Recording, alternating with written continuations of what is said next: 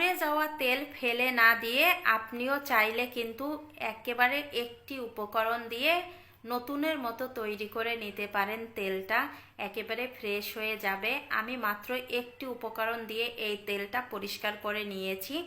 আপনারাও সেমভাবে বাসায় কিন্তু তৈরি করে নিতে পারেন।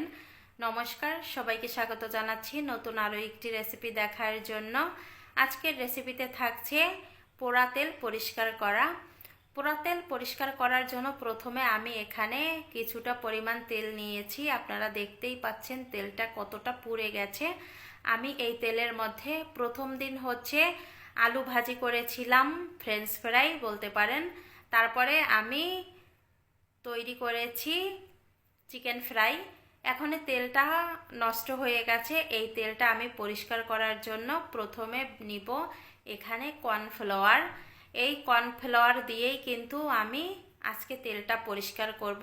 আমি এখানে 3 চামচ কর্নফ্লাওয়ার নিয়েছি। এখন এই কর্নফ্লাওয়ারের মধ্যে আমি জল দিয়ে দিব। কর্নফ্লাওয়ার যদি না থাকে চাইলে আপনারা চালের গুঁড়া দিয়েও এটা করতে পারেন, তবে আমি বলবো চালের গুঁড়ার চাইতে এই কর্নফ্লাওয়ার দিয়েই ভালো হয়। এখন এটার মধ্যে জল দিয়ে আমি ভালোভাবে মিশিয়ে নিব।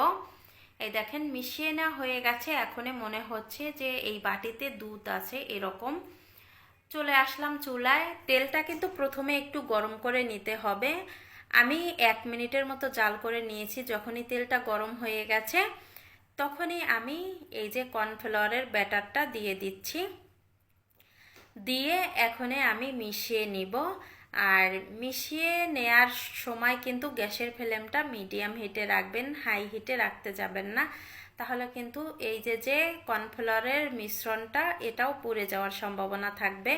এজন্য গ্যাসের ফ্লেম মিডিয়াম হিটে রেখে আপনারা জাল করে নেবেন। আমি এটা 3 মিনিটের মতো জাল করে নিয়েছি। 3 মিনিট পরে দেখেন এই মিশ্রণগুলো আলাদা হয়ে গেছে, উপর দিয়ে ভেসে উঠেছে। এখন আমি ছেঁকে নিব। একটা ছাঁকনি নিয়েছি, ছাঁকনি দিয়ে এই যে নিচের যে অংশগুলো আছে সেগুলো আমি তুলে নিলাম। এই দেখেন তুলে নিয়ে এখন তেলটা একটু ছাঁকি দিয়ে নিব, তাতেই কিন্তু তেলটা পড়ে যাবে।